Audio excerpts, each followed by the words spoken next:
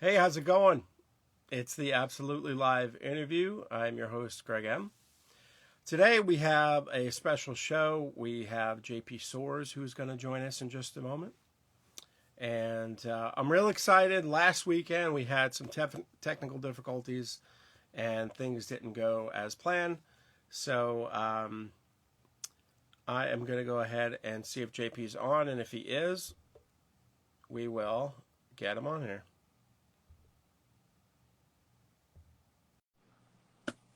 All right. So I just sent him an invite. Here we go. And water. You already know. There we go. Oh, I didn't know I was going to be live. Hold on a second, dude. Yeah, man. I didn't know. Let me put a shirt on. All right. Hold That's on. right. It's called the Absolutely Live interview. Okay. Dude. I didn't know it was going to be like on the video, too. Okay. Hold on a second. How about here? Yeah, good thing I've put shorts on. It wasn't in my underwear. Lounging around the house. Right. Okay. All right. Give me 1 second. Yeah, man. Sorry, guys. That's funny. Sorry, you guys didn't know it was rated X today. All right.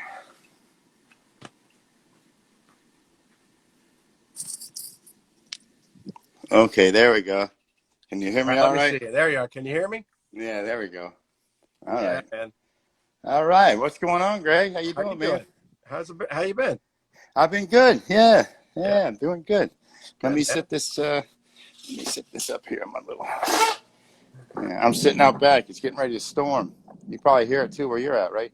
It's actually, it's getting pretty bad over here as well. Yeah. Yeah, man.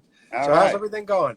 It's going good, yeah. Just a long 3 days of traveling and running around and playing gigs and crisscrossing the state like crazy. That's good, man. Mm-hmm. Activity is good. You have Yeah, a yeah. gig later today?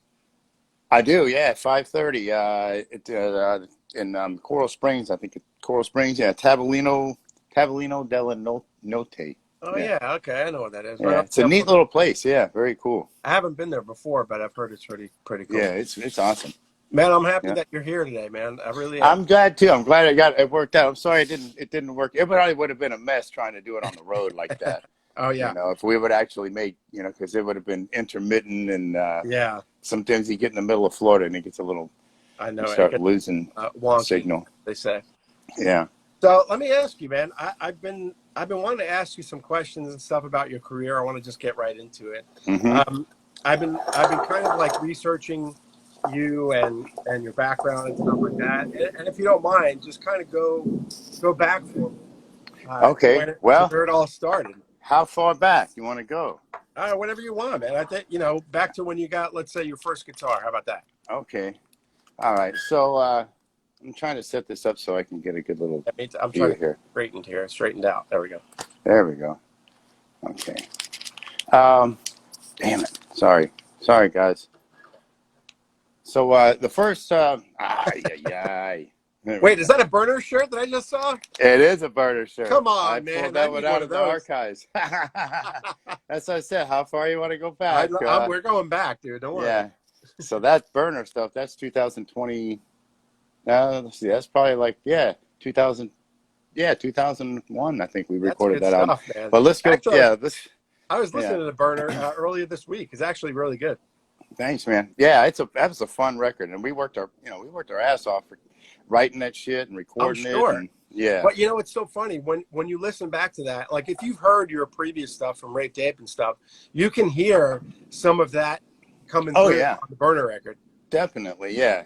without a doubt. I mean, Greg, the drummer, he was in Fatal Sin, and we were all playing together back in the Yeah, day and stuff. yeah, So he was familiar with our stuff. Likewise, we all were influencing each other absolutely. Who was back singing then. for burner? This guy Clint Denny, All who right. was also a good drummer. We met through.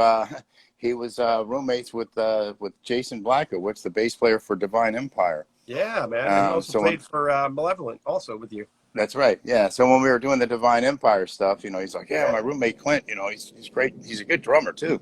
Yeah. Had this funk band going called Jenga, real cool. But he sang really good. He could He really sang like really good. sing, yeah. Yeah. And so yeah, we got him involved with that project. I remember we had recorded like one song, a little demo or something, just for the hell of it. We recorded a tune. And I said, "Hey Clint, man, how many?" Yeah, I gave it to him. He wrote some lyrics, and he came over and sang it. And as soon as he did it, and then he sang harmonies and shit over it, I went back and go, "This is a whole nother level of Yeah, like, that was, yeah, you it know, was. It really was. And then you can hear you yeah, in the background. Whoa, whoa, whoa, yeah, like, whoa, man. yeah, It really did. All right. crazy So stuff." anyway, So let's go back to back. the yeah. So you asked me, yeah. First guitar. Well, I got into playing because my dad played guitar. Yeah. He didn't play professionally. He just played around the house for fun and shit. Mhm.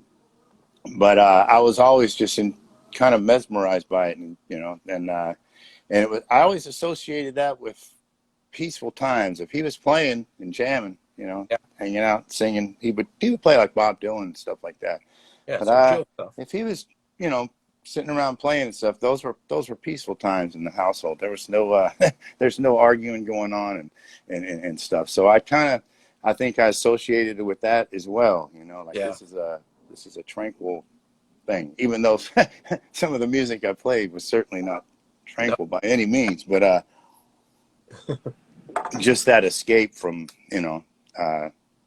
reality, I guess, and just music it can transport you to a whole nother place, and Yeah, for sure. yeah, yeah.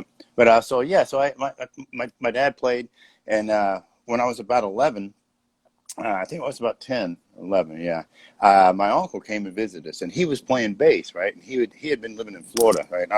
We were living in Arkansas at the time, but my uncle was living down here, and he had been playing with the band and stuff. So he came and visited us, and he played bass and stuff, and was in this band in Florida. I thought it was just the coolest thing ever. So when he left to go back to Florida, I remember that's why my dad started teaching me shit on guitar, showing me chords and stuff, and Yeah. whatever he showed me, I could just pick it up and play it. And then, yeah, he had a few friends that were a little, that were knew how to play other stuff. He just basically played chords, my dad, but he had some other friends that were playing in bands and stuff. So I, got with those guys and learned from them, and Awesome. then yeah, got the first guitar. I had a motorcycle that I sold for $50, and so I bought the guitar for 20. I think no, the amp for $20 and the guitar for $30 at a pawn shop, and I was freaking. I couldn't have. I thought I'd hit the jackpot, man. It was great. Yeah, I loved it, and I sit around and play all the time, jam with as many people as possible. Yeah. You know, It was easy uh, for me to pick it up, or what? Like when you picked up the guitar? I mean, pretty much, yeah. Well, anytime someone would show me something, I could pretty much pick it up and play it, and I would try to like really play it the way they were playing it, try to feel like Yeah. they're playing it. Did Watch you how they. learn like how to do it? Like did you learn theory or anything like that? You just went, or you just picked up and Nah, played? I mean, I didn't start learning theory until way later on, Yeah. and stuff. But I was already playing. I mean, I had already recorded a bunch of stuff with Rape Tape, and we'd play in shows and put out stuff, and Yeah. before I knew the difference between major and minor, Right. And Right. then I was working for Motorola in like 90, what was it, about 92, 93, Yeah. and there in Boynton Beach, and met this dude, this French guy, Pierre, and he started working there, played guitar, and he had studied at a conservatory in France. He Wow. wasn't into metal or all. He turned me on to Django Reinhardt and like Wow. some really, really cool stuff. And so I absorbed everything I could from him. He explained to me, oh, here's the difference between major and minor. Here's how you play a major scale in chords. Mhm. And once I started, at first it was mind-boggling. I couldn't Yeah. really understand when they start talking about the number system, 1/4. But then once I started grasping it and understanding, I go, okay, it's just yeah.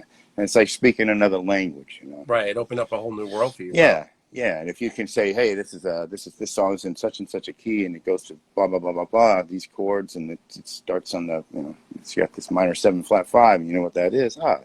It's That's awesome, man. Yeah. It's you like don't have your to say language. here's what it is, and Yeah. so it's cool. You just had mentioned Rape Dave, and I was going to get into that anyway because I'm dying to know about more about Rape Dave because well, not growing up, but like in my late, I would say when I came down to Florida, I was 17, and I think it was 1990.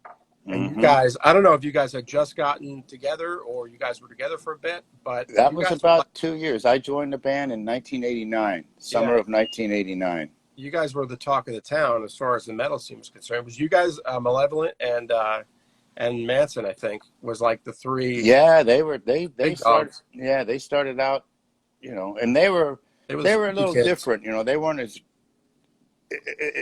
they were extreme in the visual yes, department. They weren't yeah, nearly as extreme in the correct, musical department. correct. The music was good. It's great. It's cool, Well, but the whole secondary thing to theatrics. was exactly. So Yeah, the bands like Malevolent yeah, and Cynic. Remember Cynic? I do. I remember, and Those guys were Bouglard. I think I called him and Bouglard. Boogalard. Yeah, Yeah, yeah, some of those yeah. bands were like those were the top bands, and you guys Hmm. with Ape. I mean, you guys weren't. I Yeah, guess you weren't together for very long, but you became a yeah. huge draw. And I used to go to your shows, dude.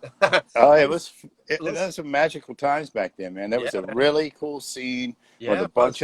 a bunch of original bands that were Yep. trying to play this crazy ass, music, and it was like, how crazy can it possibly be? Most technical riffs, it had to be Right. hard to play. I remember we'd come up with a riff or something, and Rape Ape. This is very early on in the band, the Yeah. first couple of years where we were really trying to, play this difficult, crazy shit as we could. But we'd come up with a riff, and it could be the coolest riff ever, sounding. But if it wasn't like hard to play and shit, we were like, that's no good.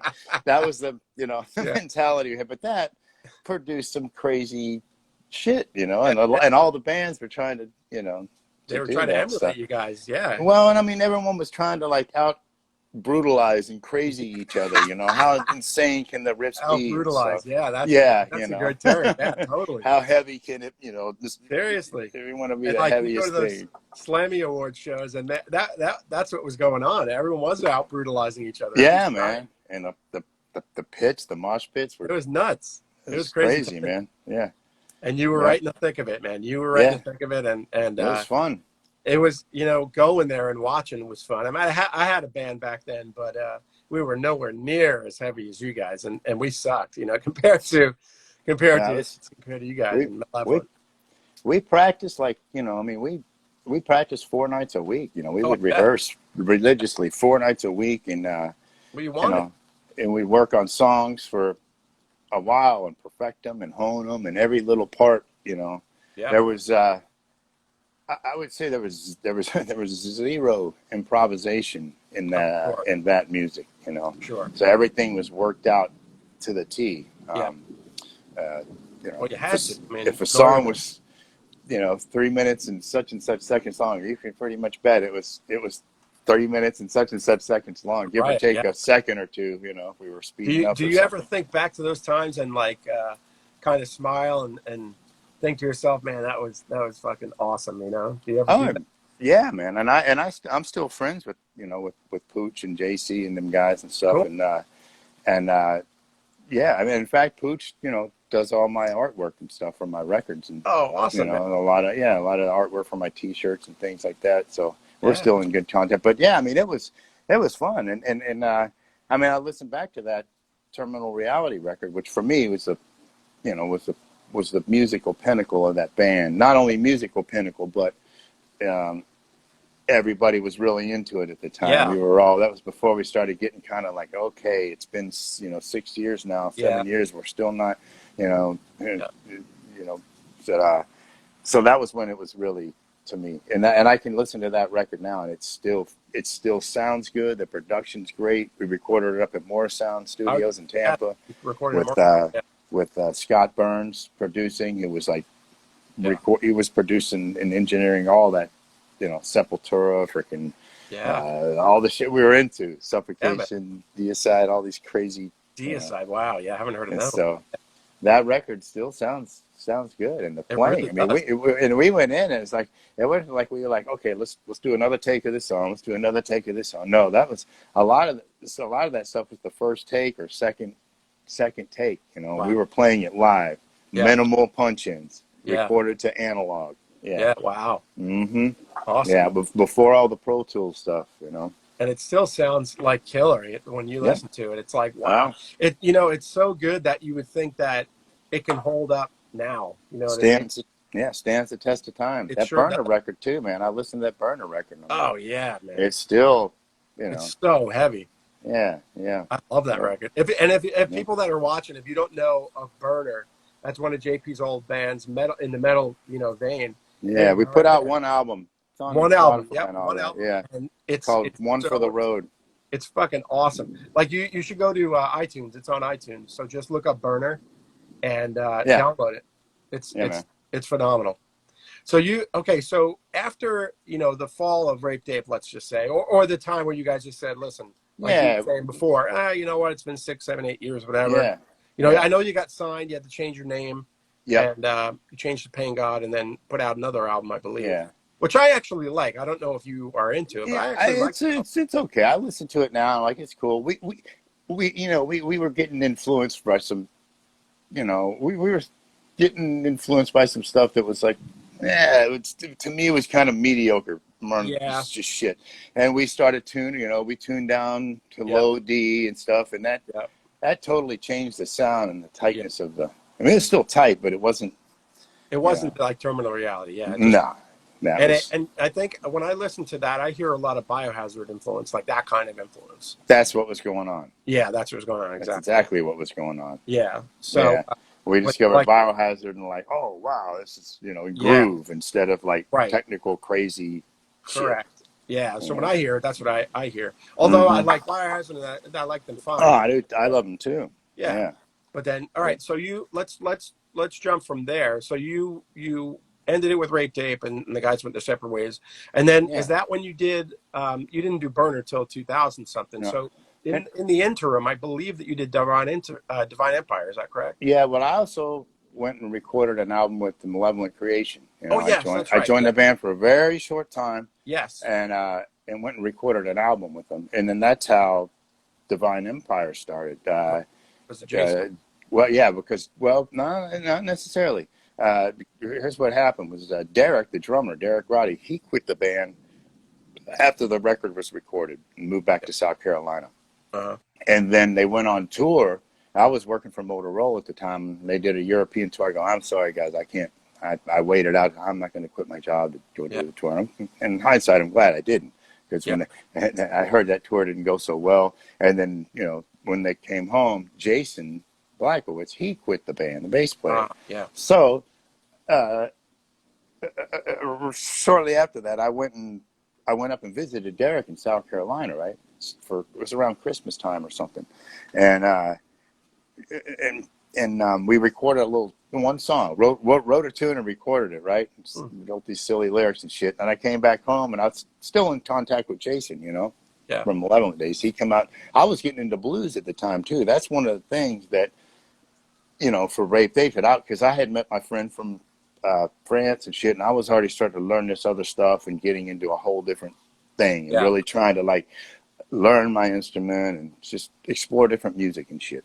Yeah. So that was going on at the time too. So I was playing little blues gigs already at the time, and Jason came out and saw us playing. I said, "Dave, check out this." I took him in the car with smoke. And I said, "Check out this freaking song we recorded." I had it on cassette. And he's like, "Oh, dude, oh my God, he's blown away by it. We got to do it. I'm gonna get Derek to come down here. And we're gonna, I said, "Okay." Well, about that time, I had already planned on moving out to California to Wow. relocate and shit and quit Motorola and all this stuff. Because Yeah. by that time, the Rape Tape was done, and I was like, "Okay, I want to go pursue some other things." Blah blah blah blah blah. Anyway, long story short. Jason did get Derek to come down from South Carolina for 2 Wow. weeks. For 2 Oh, weeks. Okay. We had that one song that we had already written and recorded. And then within them 2 weeks, we wrote and recorded like another 6 tunes, I think, 7 tunes, right? And we literally recorded them in my living room in my apartment on my 8-track, reel to reel. That's the last thing I packed up before I moved out to California was my 8-track reel to reel. And so we had this little demo. I wasn't thinking nothing of it. We were just doing it for fun. Just play Yeah. this crazy, most insane, fastest shit we could Crazy. possibly fucking do. And so I moved out to LA, and then a couple months later, Jason's calling me, "Oh, dude, I sent that demo out, and I got a couple labels interested, and this one out of Chicago wants to sign us, and okay, cool." So long story short, not moved back to Florida yet, but came back to Florida, recorded the album with them, did some tours, happened to rent my apartment out in LA. I did that for about 2 years, and then I finally moved back to Florida. And then that's when I started doing the burner stuff and blues gigs, and still Divine Empire until 2005, and just How many albums did you put out? I think it was like 4 albums, right? Something like the that. Divine Empire, I think we Yeah. did 5. Yeah, there was 5 5. albums. Yeah, pretty sure it's 5. Also, those are on iTunes too. If anyone's listening, Yeah, they are. Yeah. You got to check out Divine Empire. Seriously. It's crazy stuff. Yeah. It's crazy stuff. Crazy. Like when listening when I was in the scene back in the early '90s, we had a warehouse. My band had a warehouse, a couple warehouses away from Malevolent, and every time that we'd start practicing, as soon as they started practicing, obviously we had to stop because of the wall of sound coming down, and we couldn't hear anything. But Malevolent was hard. But then you want to listen to hard, you can listen to Divine Empire, and that shit is fucking hard and technical. Yeah. Derek was, he's an insane drummer for that stuff. I mean, he's probably, for that genre, he's definitely, I think, hands down one of the best for sure. Oh yeah, for sure. That style of drumming. Yeah, and, he's pretty sick, yeah. no doubt about it. And he played guitar too, so he wrote a couple of the songs on that first record. Derek did. Yeah. And so did you have the same members for each record? No, Derek got out of the band after the first record, and then we proceeded to have different drummers.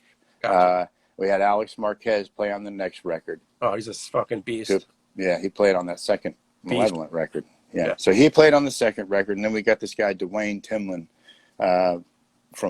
he was from Milwaukee. He moved down and joined the band, and he played on the other records and stuff. But it never was it never was the same, like, right, of course, without Derek stuff in there. I mean, the riffs got crazy, the songs got, wrote some really cool songs and stuff, but the drums were, it wasn't the same. We had to do a lot of work on the drums.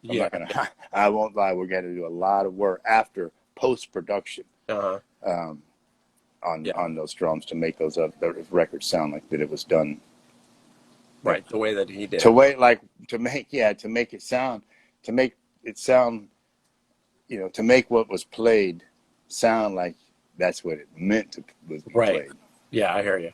So you were working on the burner stuff too while you were doing that, and you were doing the blues stuff as well. Mm-hmm. So after playing in blues bands, I'd go do a Divine Empire rehearsal, a burner rehearsal, and then the next night I'd be going to do a blues gig. That's crazy, man. Mm-hmm. That's so crazy that you have to compartmentalize your brain. Yeah, I mean, not necessarily. To me, it's just like it's the same shit with different feels. I think. Yeah, almost like music is like there's only 12 notes. I mean, well, at least in the way the Western way where they view it, but so to me, it's just different. It's putting these different notes together with these different feels. That's really all it is. It's different. It different feels. Yeah. So when you put out the burner record, was that meant to just be an album that you put out and there was no touring behind it or anything? No, I had high hopes for that project, man. Because I thought this could really cross over, into a whole other thing other than, what the death metal stuff, the Divine Empire and all that, even the Rape Bape stuff. Because the songs are, a little more catchy, a little more groovy. There's no blasting going on or no crazy fast thrash beats or nothing. It was all groove. And the singing, mainly the singing. Because I had high hopes for that project, but then... So what happened with it? We had problems with the bass player, and he had kids and stuff, and just, and then I remember this one gig in particular where we did, and he just didn't show up. Couldn't get a hold of him, and it just kind of fizzled, man. Fell apart. We couldn't really get the right bass player and shit. And we started out with 2 guitars, and then we went to down to 1 guitar player, and it just yeah, it just kind of fizzled out, and I was getting frustrated because I was like, man, fuck, I've worked my ass off on that project, Yeah. and I was, booking the gigs, whatever we were going to do. If anything was going to be done with it, it was going to be done because I made it Right. happen. And I got just kind of tired of like herding sheep and fucking herding cats, Yeah. so to speak, Yeah, man. certain members. And me and Greg, the drummer, it was basically me and him. We wrote pretty much the stuff and, Yeah. mapped it out. And, Well, I mean, you did a fantastic job, man. It's killer. hmm It really is a killer record. yeah, but the Yeah. rest of the cats kind of, They didn't have the same just, vision you did. That's yeah, exactly, all. which was fine, It happens. But that band was, but I can say, I listen to that record now, and it's a fucking great, cool record, and it's still, it's a great it just record. got re-released or something like it just got re-released. Wow. All right, cool. Crazy. So, all right, so let's go from Burner now you're kind of like more into the blues side, and you're doing more gigs on the blues side. So when did it become evident to you that you were kind of going to leave metal behind, so to speak, and concentrate full time on blues? I knew that I never thought to myself I'm going to leave it behind, but I knew when I put it this way, like when I was touring with Divine Empire in like 99 in 2000 and shit, and I was still learning blues stuff at the time. We'd go tour and stuff, and we'd be out with 3 or 4 other bands, and we'd play our 45-minute set, whatever, and then the other bands play their 45-minute set, and that's how it was. But the whole time I'm on tour doing that stuff, I thought, man, this is cool. I'm out playing music, and I'm out touring and traveling. I feel like a real musician. But I thought to my mind, well, man, what I really would like to be doing is be out here playing fucking blues gigs, where I play my hour and a half set or 2 sets or whatever, and playing for a different audience of people. I kind of outgrew the whole mentality of that. I just outgrew it, So this is, this pissed off, angst-ridden music. I still like it. And I still dig that stuff, and I still feel it totally. Right. But totally. I was like, okay, I'm getting older here now, and I want to, But I always envisioned myself playing that stuff. So that had been going on for a good while, but it was just a matter of time of getting in the situation where I could do that. I thought, oh man, how cool it'd be out to be touring, playing these gigs and blues and stuff, and playing this kind of well, stuff. Let's put a pause on that just for a second. You still were getting into metal on your own, you know what I mean? Like personally, that's stuff that you would listen to. Yeah. So, and you had a reunion with Rape Tape, I believe, right, in 2013? We did that in 2013. Yeah. That was fun. It was cool. Yeah. Yeah, and relearning them songs, and it was tight. I mean, awesome. I didn't have any problem, difficulty playing the stuff or learning them, the tunes, and anything. Who was involved in that? Was JC? Me, JC, the drummer, original drummer, and Pooch, and Cool. And the bass player was someone that was filling in, the guy that JC played with, and he did a fantastic job.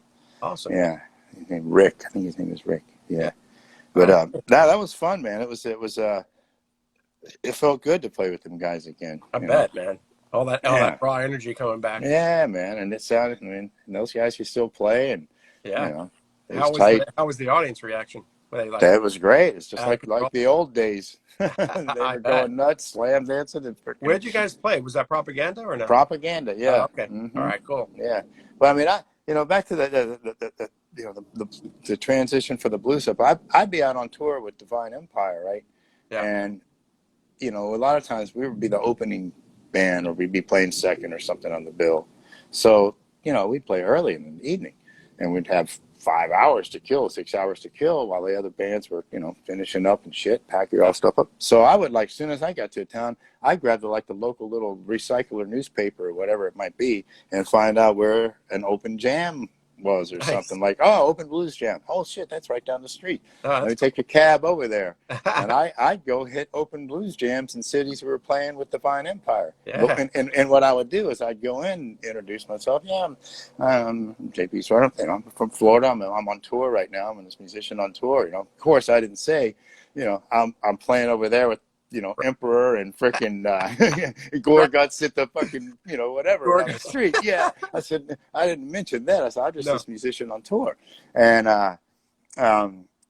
And then, oh, sure, yeah, this guy's on tour. He must be good. He's played all, and they let me sit in and shit. That's Of pretty course, cool. they would dig it. I would never like, you know, overstate my welcome or anything Right, like that. right. I just be very cordial and nice to them, and and uh, and then afterwards, well, oh yeah, this crazy death metal band I'm playing with. It's funny, man. Tell them after, yeah, yeah, So now you're kind of like more involved in the blues and everything. And yeah. tell me about how that took off for you.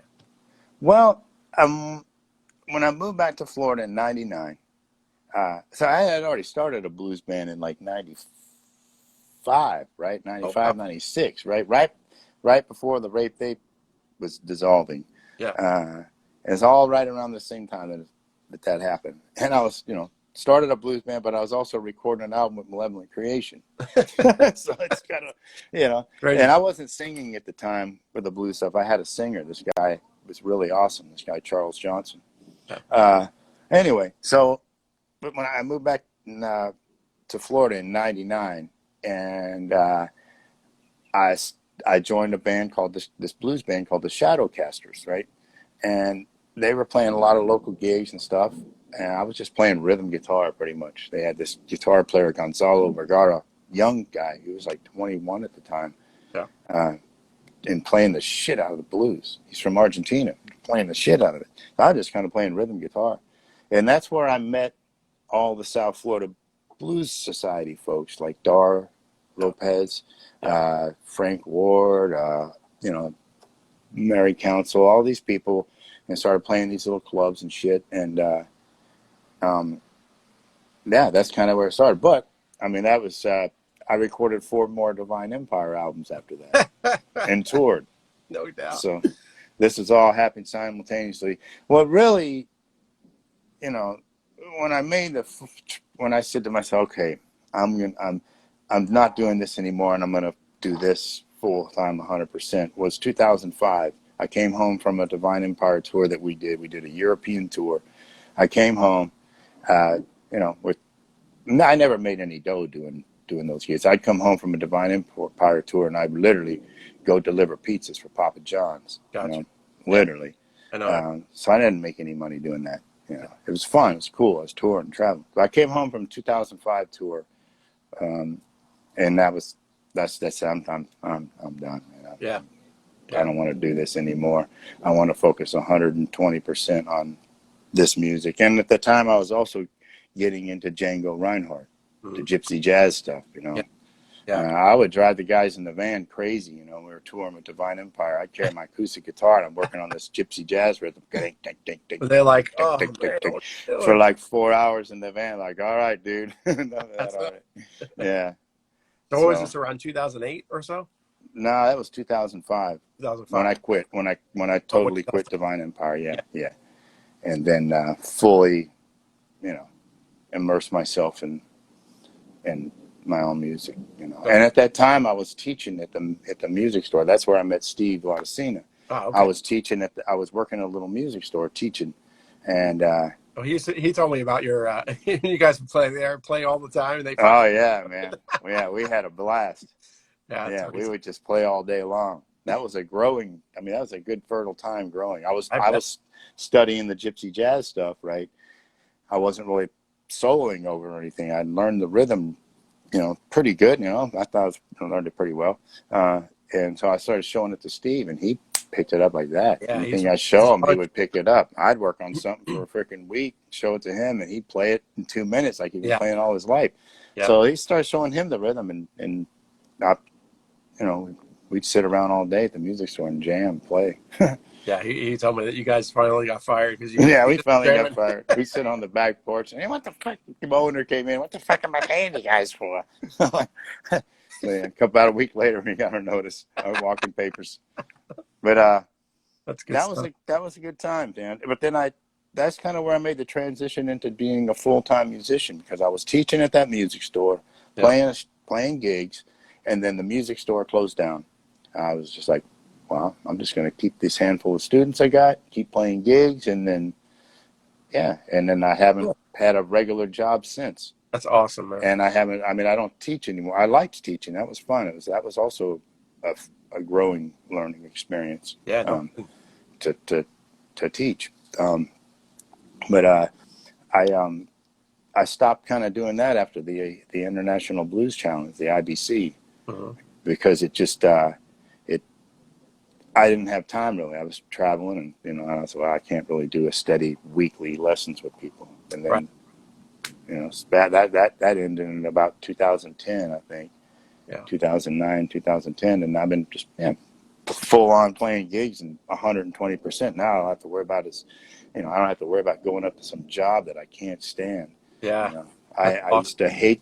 used to hate waking up for going to some job that I hated. I was always late for work because to get up in the morning. That was always my problem. My boss would call me in for our meeting thing, whatever, 3-month evaluation. And, well, John, you get along great with others and your work is wonderful and stuff, but this tardiness, we got to do something about this tardiness. And I'm like, yeah, okay.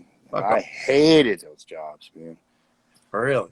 The one job I did like was I worked for this as a short order cook for this place. It was called Buffoons. It was in West Palm. This is back in the early rape date days, like Uh, 89, 90. uh, I worked as a short order cook in there, and that was fun because a lot of times I was just there in there by myself. I ran the whole kitchen and stuff. But during the day, a lot of times it'd be kind of slow, and so I would sit back there and just practice guitar and play my guitar.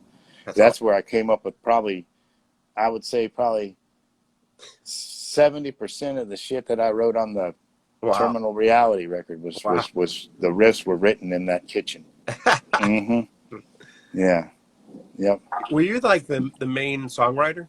Mm-mm. I mean, in the beginning, I didn't really write much. I think like the first demo, I have one song on there that I wrote, and it's an instrumental.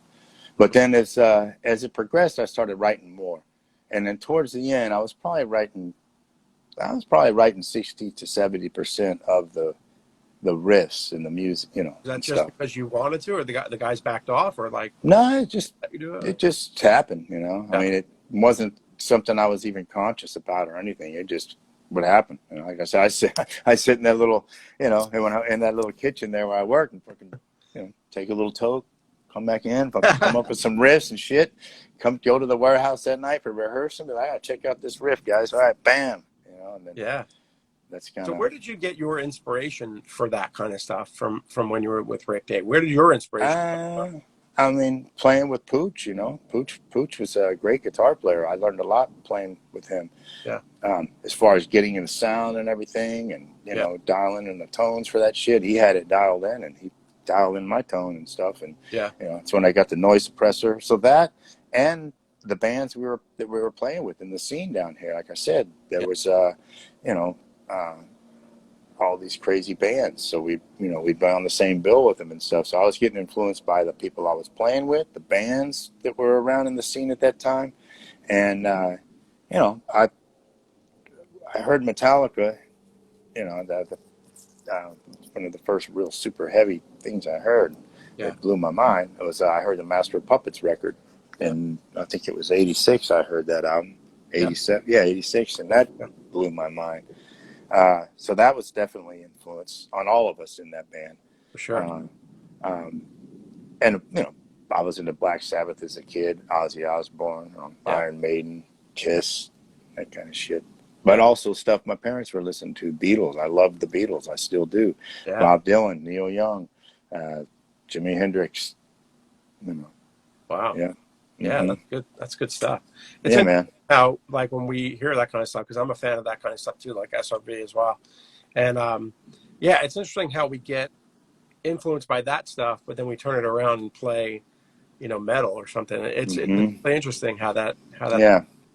I mean, I've always definitely gotten influenced by what was going on around me, what was happening around me, people I play with. Even now, the blues stuff. I mean, a lot of the shit that I do is it's directly influenced from, like, I backed up Terry Hank for years. Yeah. Played with him.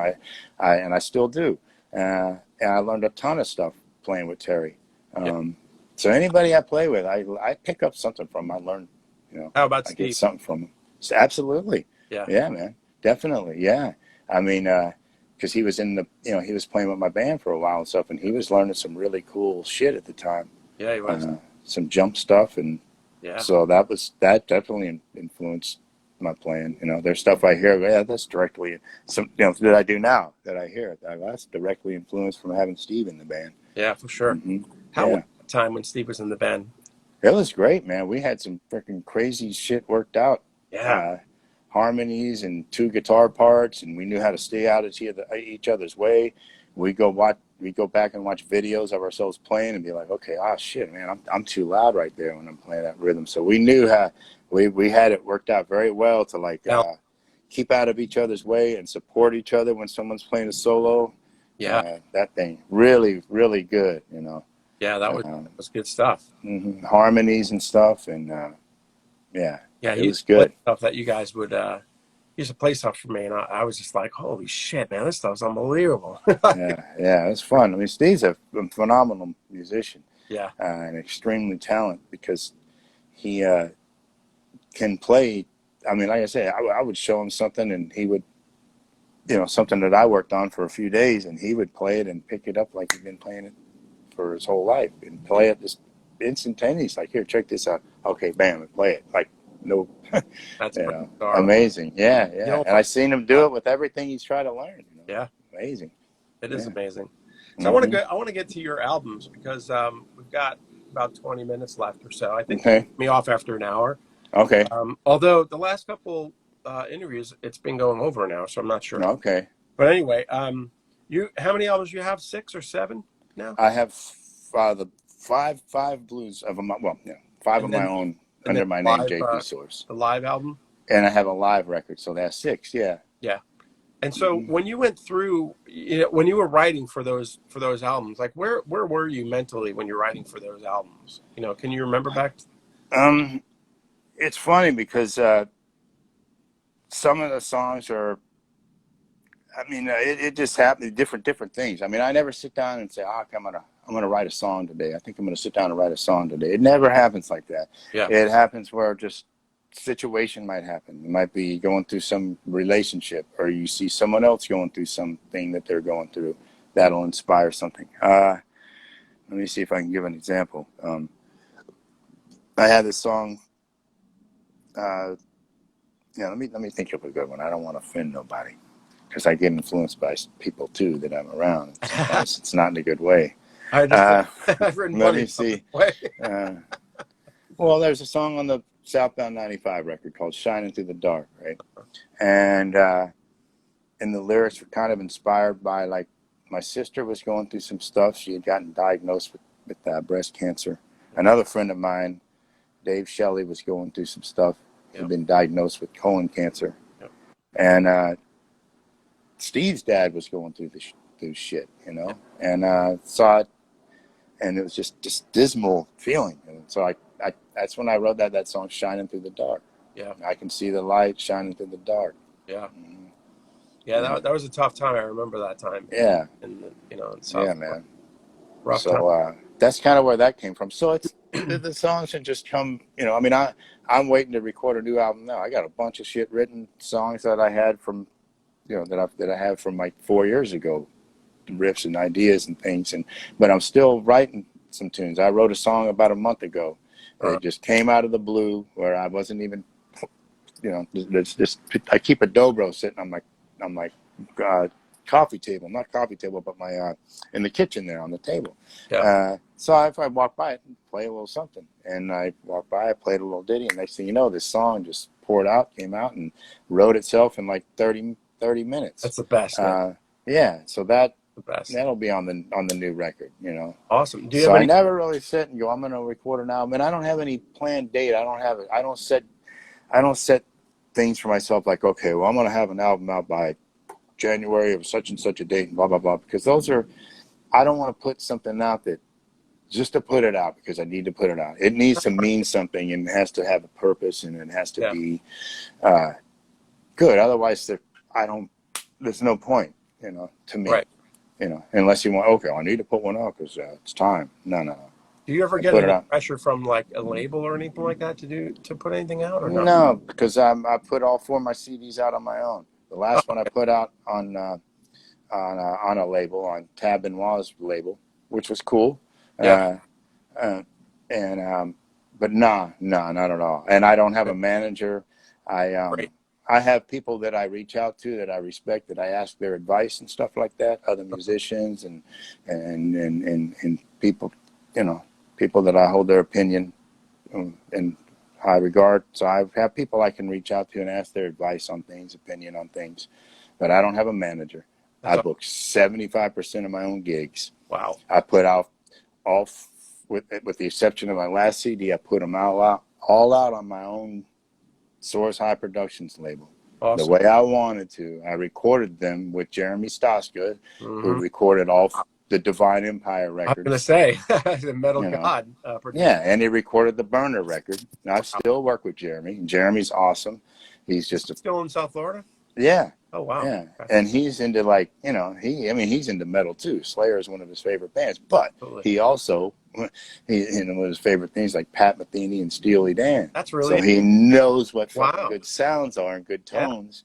Yeah. And at the end of the day, when you put the record on, you can put it on, put the radio on when you're driving down the road, Hot 105 or whatever the fuck, put it on driving down I-95, slip in our CD. And our goal has always been to to where you don't hear a degradation of, quality when you put that in. Yeah. So I've been working with Jeremy. Yeah. I still do. And That's crazy. Pride myself on the fact of doing shit the way I want to do it. Yeah. And with integrity.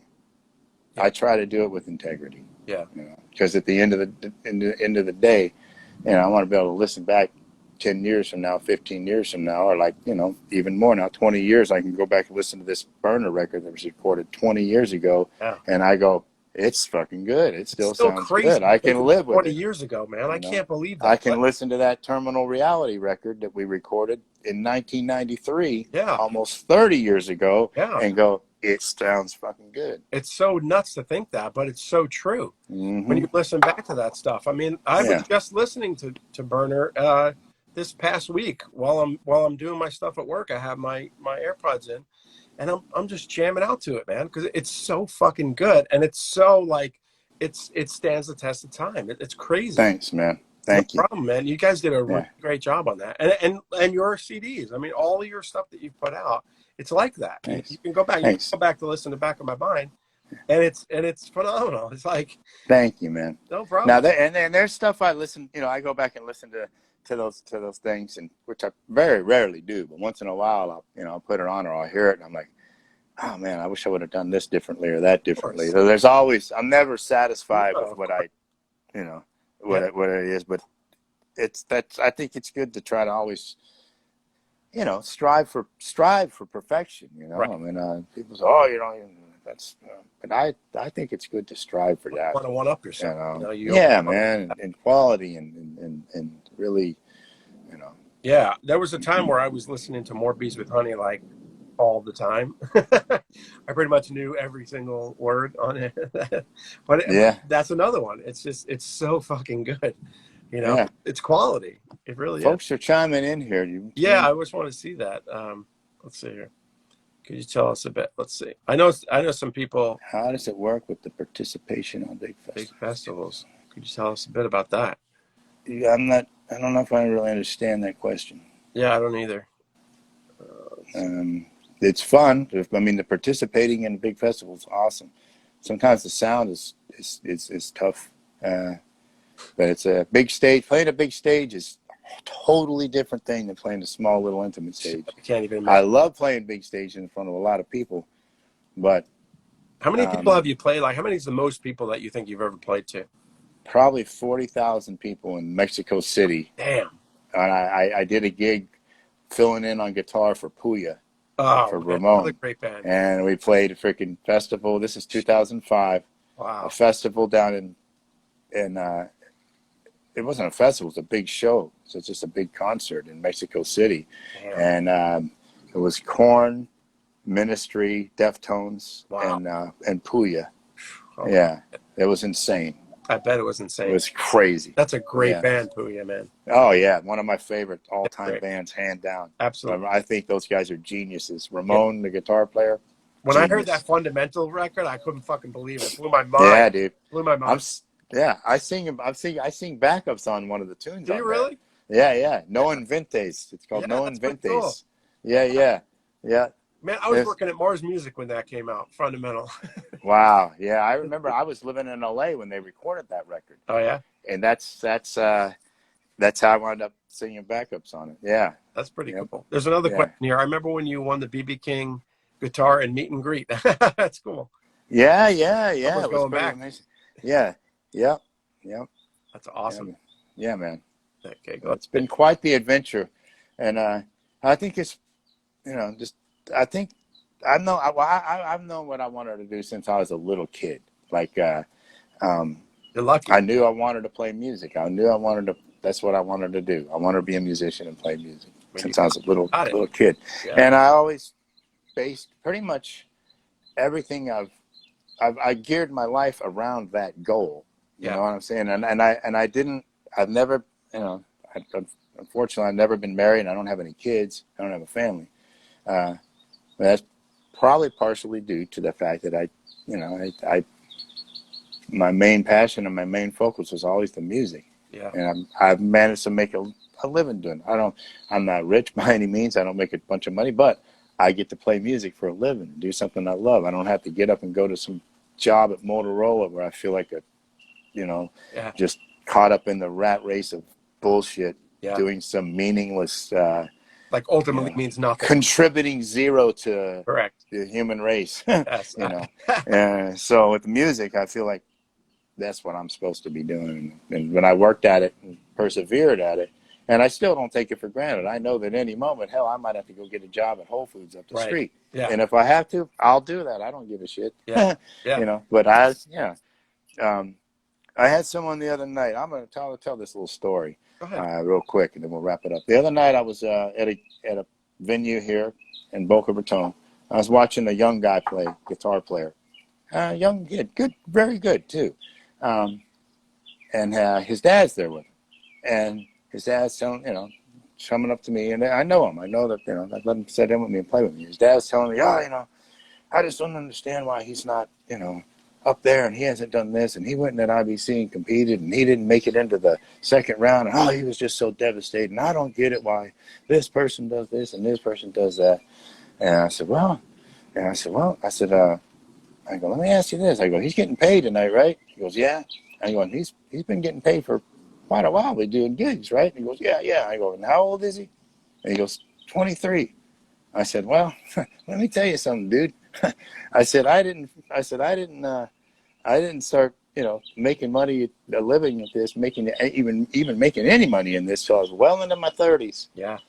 I went to the IBC 3 times and finally won when I was Yeah. 40. When I was 40, Wow. I lived in warehouses. I lived in fucking, Yeah. delivered pizzas and all this shit, and you're complaining and wondering why your 23-year-old kid, has not About perspective, man. exactly not made it yet or something. Yeah. It's like, well, okay, Yeah. Right. So when he went and competed in the International Blues Challenge thing, he was living at home, had never lived on his own, probably hadn't had his heart broke yet or nothing, Yeah. And Yeah. I mean, come on. Yeah. Yeah. There was a question you just alluded to the blues challenge, but there was another question here. Somebody's saying they went to your Montreal Jazz Festival show in 19. Oh yeah. Yeah. How was that, man? That must. Amazing. That's an amazing festival. That's a lot of people. That's a good amount of people. That's Yeah. thousands. Yeah. That's an amazing festival. The sound's great, really top notch all the way around. Yeah. We played it twice now. And it was Yeah. probably amazing each time. Yeah, yeah, definitely. Uh, Yeah, there's what do you? video footage of it. Someone just saying what you do continues to inspire others to play and start bands. Love what you do, sir. Awesome. That's That's good. really nice. That's good. That's nice. Yeah, that was really nice. Yeah. You mentioned you alluded to going to the IBC 3 times, finally winning it.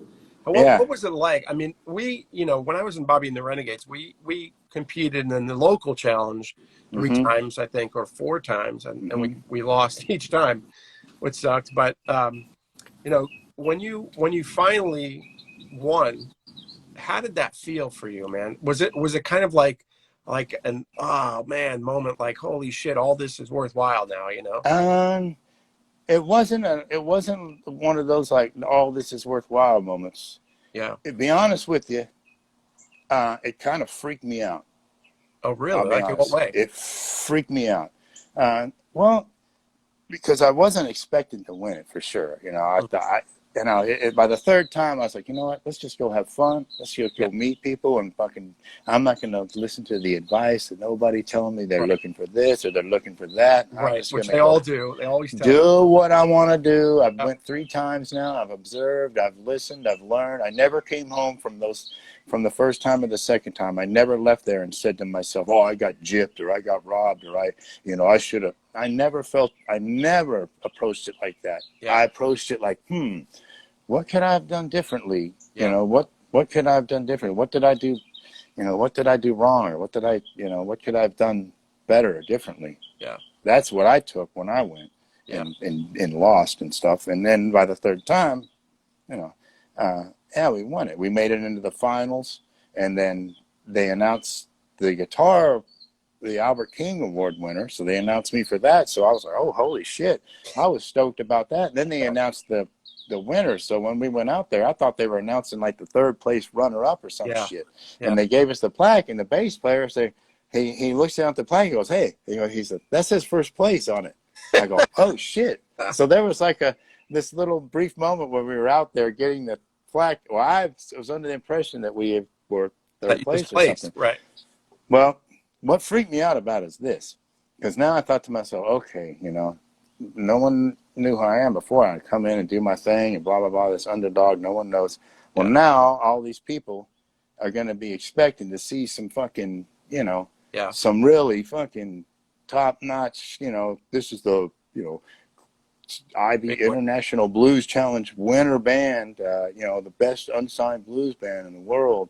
I never felt that for a minute, Yeah. that I was, because I know there's guys sitting in their bedrooms that fucking kick my ass, Yeah. all around. I never thought that for 1 second. So it kind of freaked me out, the aspect of like, okay, now I've got this thing to uphold and like this pressure and this expectation, Yeah. you know.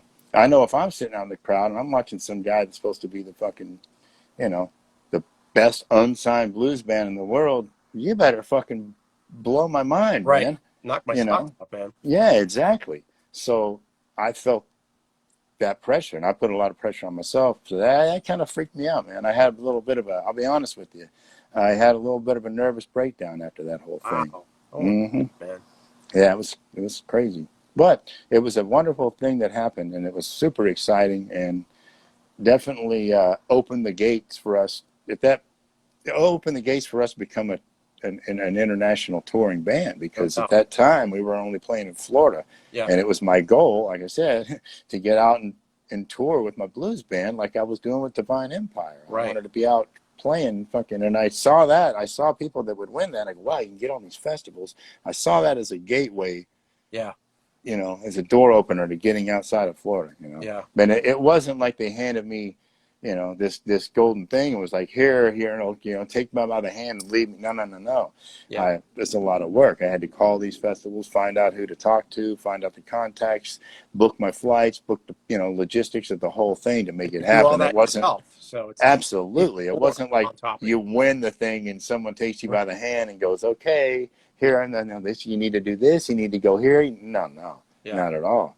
Did you have people contacting you after that happened, like seeking you out, or you were the one seeking everything out? Sometimes people would seek it out because they hear about it or something like that.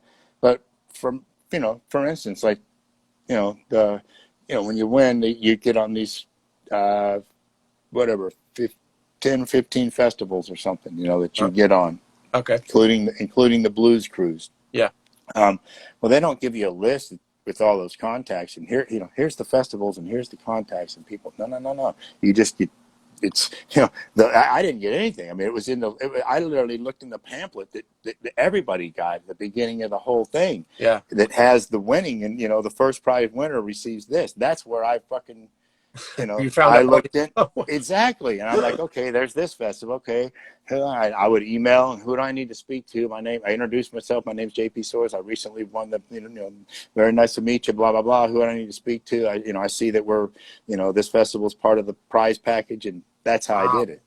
Yeah, it wasn't like, and people have the misconception of thinking that like you win that thing, and then all of a sudden, no, no, Floodgates no, open. Yeah, fuck no. we had that misconception for sure when we. Yeah, it's not like that at all. Mm-mm. That's pretty crazy. No, man, no. Wow, Yep.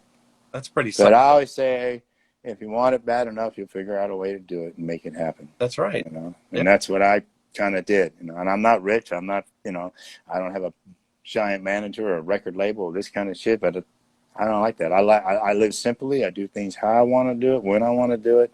Yeah. I'm my own boss. So let me ask you this question: If you were to be approached by, let's say, a major label, and they wanted to take over all that kind of stuff, how would you feel about that? Do you think that you would actually do it or no? I would feel awesome about that if it was the right situation. Yeah. Unfortunately, I've never been in the right. That situation hasn't presented itself to me to where I felt that it was like, okay. And same with the manager. I've had many people, many times where someone said, I don't want to manage you. And this is going back for the past 20 years. Yeah. But I never felt that those people could, like, I would look at what they've done. I'm doing more than you. I'm already farther ahead in my career than the person that you're currently managing. Right. So why would I would weigh out those sort of things. And, so I've never had a situation where I actually felt like, someone could legitimately, handle that. So I do it myself. Well, that's good, man. And then if something gets done, ain't no one's fault but mine. That's right. Yeah, you can just put your finger right back. And I've hired people to do shit. I've hired people to do, different things like social media things, and I'm on the phone more catching their mess ups and their hiccups or trying to tell them, dude, hey, how come this ain't done? How come that done? Wow. Than if I do it myself. Yeah. I'm spending as much time on the phone telling this person, to get on the ball or whatever, than if I just do it myself. That's crazy. Do it myself, man. Yeah, man. Yeah. Yeah. There's a lot of misconceptions out there, and stuff. And there's still a misconception of record labels, I feel. People think that a record label equates to success. Right. Or that you've made it. And that is certainly not the case. No, that's just the tip of the iceberg. That's just and I've got friends that have been on major record labels like Atlantic Records and shit like that. Yeah. And had videos on MTV and were opening for fucking Ozzy back in the 90s, and now they're massage therapists. Yeah, man. That's crazy. They don't own their own homes. They don't own their well, because they had that misconception that once exactly. There you go. And they went here. They went here at a very early age, and where do you go from there? Yeah, man. There's nowhere to go. Yeah, keep taking little baby steps. Yeah. Yeah. That's all. Yeah, man. All right, man. I think I'm gonna let you go. I've held you on here long. Cool. Well, that was fun, Greg. Man, I really enjoyed it. It's a great interview, dude. Oh, thanks, man. Really good. Yeah. So, is there somewhere this can be watched at a later? Yeah. What we're gonna do? Oh, yeah. By the way, I just wanted to say to you, thank you so much for agreeing to do it. I appreciate it. Yeah, man. Thank you. And you're one of the people that I really wanted to interview, so I'm glad it finally happened. Last time, we had technical issues, and I'm glad we finally got through that. Yeah, perfect. They can watch it on. I'm going to upload it in just a few moments, right after we're done, and it offers me the opportunity to upload it, so I'll upload it here. Also, it's going to be uploaded on YouTube. I have a YouTube channel for the Absolutely Live interview, and then also on Spotify. It will just be the audio on Spotify. Awesome. I'll share it around. Yeah, please, man. I appreciate that. Cool, man. Thank you so much, brother. All right, you too, man. I really appreciate it. Yeah, you brought back some memories. Jogged my memory, man. You're going to have to call Pooch now. Yeah, man, for sure. Take care, brother. He's working on a new T-shirt design for me right now, actually. Awesome. Yeah, man. Yeah. I'll have to grab one. Cool. Right on. Cool, brother. Have a good one, man. Take care, buddy. You too. All right, bye. Well, there you go, JP Soars. We finally got it handled, and I enjoyed it. I enjoyed talking to him about all that kind of stuff. Being a fan of his for a very long time, since the early 90s, I didn't know all that internal stuff that was going on. So I was happy to learn all that stuff. from his days back in the metal scene in South Florida to now, the current day. And I'm really happy the interview turned out the way that it did. Guys, thank you so much for hanging out. I really appreciate it. Next week, we have another guy from South Florida. His name is Jeffrey James Harris. He's an incredible musician. We'll talk to him. He's a nice guy. I've known him for 1,000 years, it seems. But tune in for that as well. I hope everyone has a great Sunday. Thanks again for hanging out with me here on the Absolutely Live interview. Everyone, have a great day. Thanks.